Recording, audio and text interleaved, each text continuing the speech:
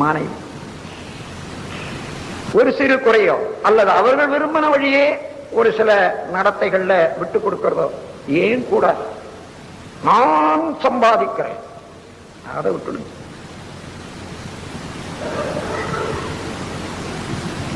என்னுடைய அன்னை சொல்லுவாங்க, அந்த மாதிரி யாராவது சொன்னா நான் தான் சோறு போடுறேன் அவளுக்கு என் சொல்லி இல்லையா கேட்கணும்னு சமாதானத்துக்கு வருவாங்க ஊர்ல இருந்து. அப்ப சொல்லுவாங்க, அடே நாய் கூட தான்டா தின்னது சோறு வாங்க போச்சு, இவர் சோறு போடுறதெல்லாம் போச்சு. அதுக்குள்ள அதுக்கு இல்லடா, ஒரு பெண் வந்து வீட்டை வந்திருக்கான்னா சோறு தின்றதுக்காக வந்தில்லை என்று. நண்பர்களே, அத்தகைய ஒரு பெரிய ஒரு தெய்வீக உறவு கணவன் மனைவி என்றதை